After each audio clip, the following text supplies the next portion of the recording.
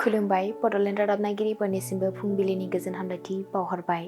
दिनै 8 जानुवारि 2025 इं मायथाइनि सानसेनि फानजामुथियाव थानाय राशिफोरखौ फरायथिनो लाबाय। मेष राशि, थांखि लानाया मोगथाङाव जाफुंसार जागोन। गोबाव समनि नाजानायनि फिथाइ मोनफुंनो हागोन। साना गोजोनै बारलांगोन। बृष राशि, गोसोखौ उसुखुथु मोनगोन। गावनि सायाव फोथायनाय गैयै जागोन। बायदि रोखोमनि बाथ्रा साननानै समा बारलांगोन। मिथुन राशि, नखराव रंजाखांनायनि सम फैगोन।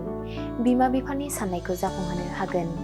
बिदा फंबायनि गेजेराव गोथौ सोमोन्दो जागोन। कर्कट राशि, आंगो लोगोफोरजों गोदान थावनियाव दावबायनो मोननो हागौ।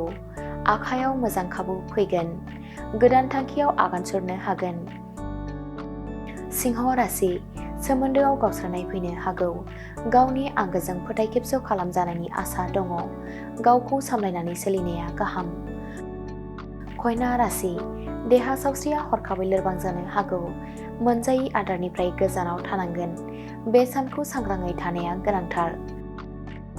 तुला राशि, गिदिर सुबुंफोरनि बोर आरो अननाय मोनगोन। गेदेर जेंनानिफ्राय बारग'नो हागोन। गावनि मावनायनि फिथाइखौ मोनफुंनो हागोन। वृश्चिक राशि, सुथुरनि नंखाय फाव फान्दायनायनिफ्राय रैखा मोनगोन। जेराव मेराव उदाङै गिदिंनो हागोन। गोसोखौ रेजें मोनगोन। धनु राशि, खामानियाव मुखुब जानानै थानांगोन। जेंना जेंसिजों मोगा मोगि जागोन। जानाय लोंनायाव सांग्रां थानांगोन। मकर राशि, देहाखौ मेंनाय मोनगोन। मावनो लानाय खामानिया आद्रा जानानै थागोन।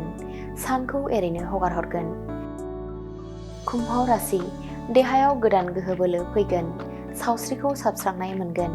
रंजा बाजाजों साना बारलांगोन। मीन राशि, सिखिरि सुबुंफोरजों गाज्रि सन्देह खालामजागोन। खामानि मावनायाव हेंथा फैगोन। गोसोखौ हमथानानै सोलिनो हानांगोन। दिनैनि राशि फरायथिनाया एसेनोसै। बेजों लोगोसेनो दिनैनि साना बुहुमनि साफ्रोमबो सुबुंफोरनि थाखाय गाहाम जाथों बेखौ बड'लेण्ड रादाब नखरनि जानानै इसोरनि खाथियाव आरज गाबनाय थाबाय।